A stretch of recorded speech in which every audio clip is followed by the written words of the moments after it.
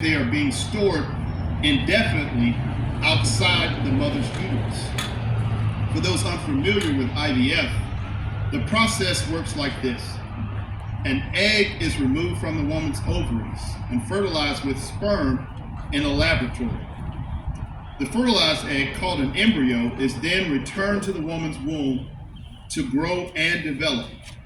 Typically, several embryos are used in the process to create one successful pregnancy, and the embryos are screened to avoid genetic defects or abnormalities.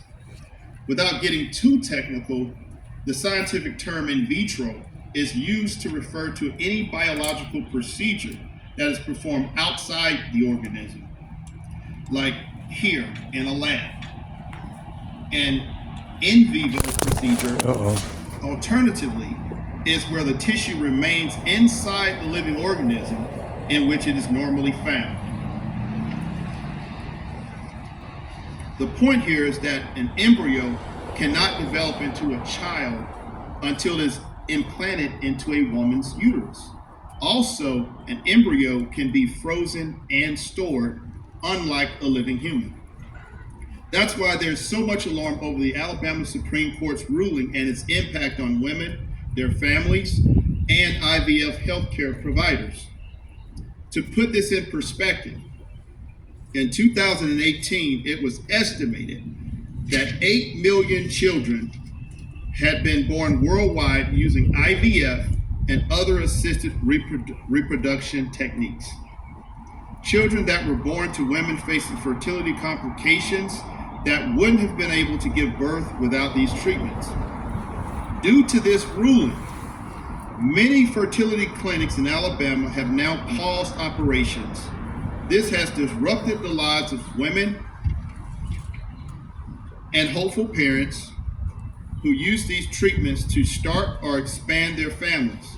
That's why I'm proud to co-sponsor Leader Daniels' bill HB 225, which would provide that any fertilized human egg or human embryo that exists outside of a human uterus is not considered an unborn child or a human being for any purpose under state law.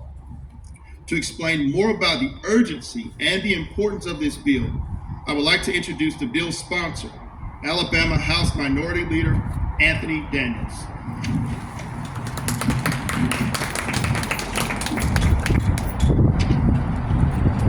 Thank you, Representative Chestnut, and certainly thank you for being a co-sponsor of this very important piece of legislation. Let me begin by saying that I'm proud of HB 225, in which immediately put a halt on the Alabama Supreme Court decision ruling that happened a couple weeks ago. Sadly, the court ruling that frozen embryos stored in a laboratory freezer are children is harmful to those hoping to build families, especially those using IVF. You know, I heard from a family over the weekend, on Friday actually, the first family that reached out to me that we were able to talk, and they talked about, we're in our 40s. We recently married and we're in our 40s. And we finally have a viable embryo.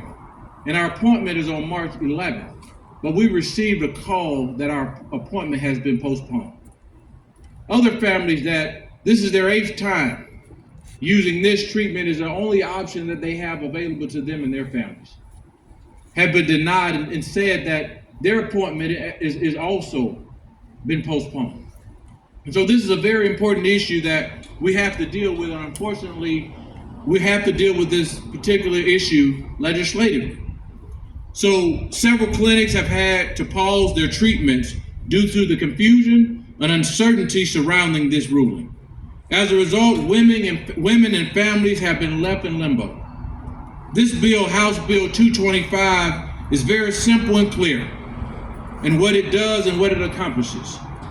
It would clearly define that an embryo, fertilized or not, outside of the uterus is not considered any form of personhood. The scientific fact is that the reason you can freeze an embryo is because it's not alive. Science also explains why we can't freeze a living human being. and simply thaw them out later. It's not just science, it's common sense. These can be complicated issues. That's why that this bill will not attempt to dictate where life begins or ends. Rather, it will clarify the law, a fundamental fact that a fertilized embryo outside of the human uterus is certainly not any form of person under law. This is consistent with science and the importance of maternal and infant health care for women of Alabama. That's why I have consistently opposed draconian abortion bans that makes no exception for rape and incest. Since that ban was passed, I've introduced legislation to remove to protect rape and incest. I also did this on the House floor in 2019 when we were debating this law, where my colleagues across the aisle felt that this particular law would never make it to the Supreme Court.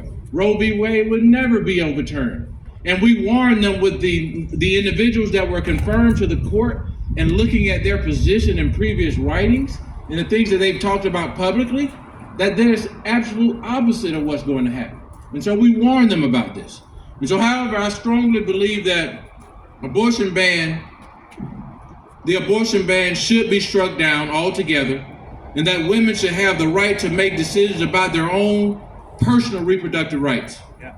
Again, that's why it's so important that we pass HB 225 as quickly as possible, because the court's decision has already imposed negative and unintended consequences for women with fertility issues who are simply trying to have children. It also jeopardizes the health care providers